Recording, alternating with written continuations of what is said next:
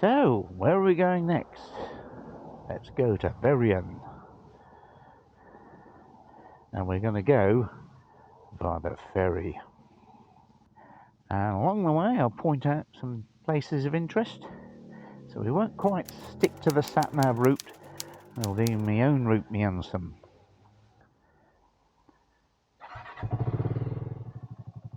Alright. Right. Yeah, that was a very likeable little bike.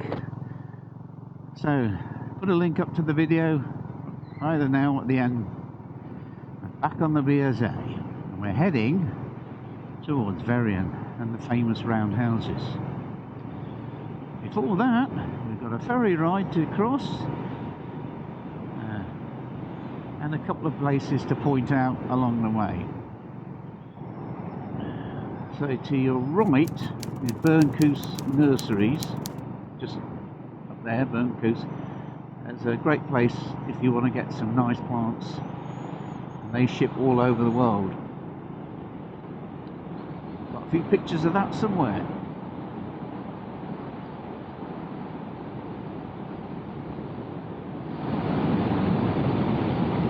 I think that little Kawasaki would beat the BSA in a purely straight line acceleration contest, depending on how you would do it.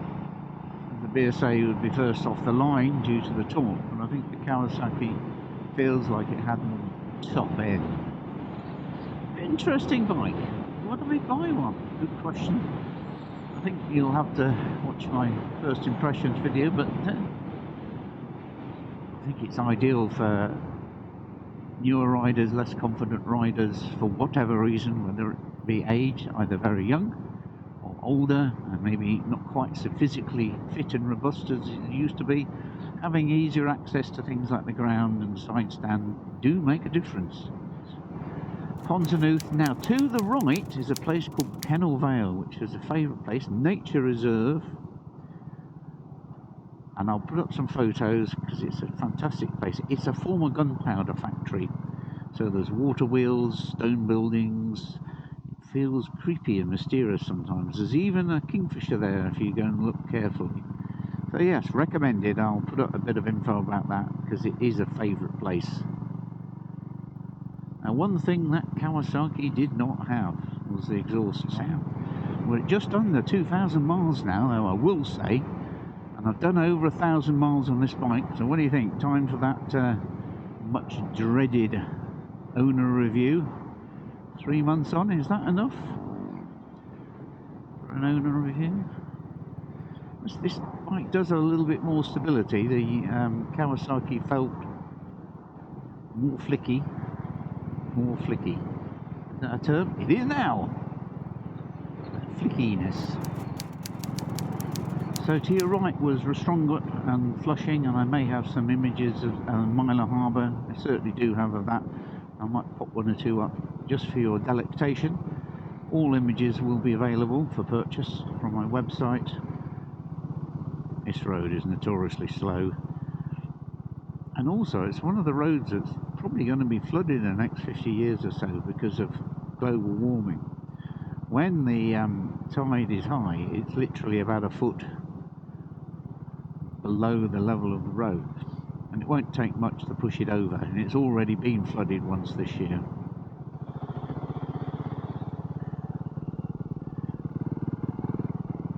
Oh, I made a mistake. I was going to take you down there.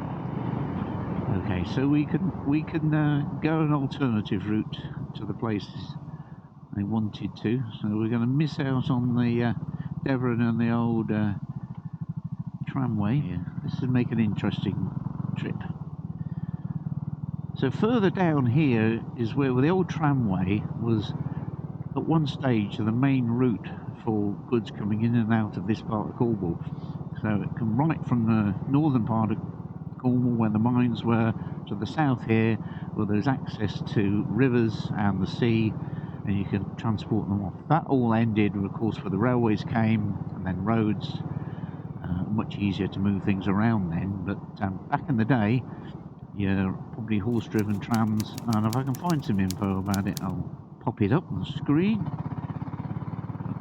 See, once again, this BSA is ideal for this type of road. You could potter along, no problem. Yeah. So a lot went on in Cornwall's industrial past. Bear in mind, that's what Cornwall was known for. It really is only in the last maybe 100 years or so that it's become known as a tourist destination. But before that, it was mining, and more mining. With metals, china clay, and slate also. There's quite extensive slate quarries around. Yeah, so we're now heading down to the level of the estuary, which is where we're ultimately heading on this trip. And I don't want to go to Point and Devon, let's go to Penpole. Beautiful valleys here, isn't it? So that takes you down to Goonpiper and Fioc, but I think we're going to head up left now and go back along the old tram road. Bear in mind, that's what used to transport the goods services for this part of the Cornwall. Now very quiet, but formerly a very industrial area. Mines all over the place, literally. And that's why you had a gunpowder factory to help excavate those mines. And that's the Kennall Vale place. And once again, if I can find any interesting photos, I'll stick them up. Great place to visit, very atmospheric. Very nice houses here. Who wouldn't want to live in these £1 million plus, some of them multi-million pound plus houses? But then, as I said, you need access to services. Wintertime, these places are very isolated. Oh, listen to the sound of that exhaust. Don't you just love it? At least I can hear it anyway. Okay, so we're going to head on down to the King Harry Ferry, chain ferry, which runs across this part of the estuary. And also we go past one of the great gardens of Cornwall, Trelisic. So, to your right, Trelisic National Trust. Beautiful garden. It's got great access to it from both sides of the river here.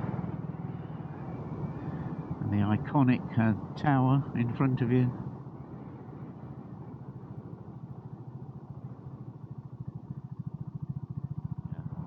Sat-nav's now relented and allowing me to go across the river. And under this bridge. I missed it. Just can't stop for the next 15 minutes. Apologies to the ferry operators, but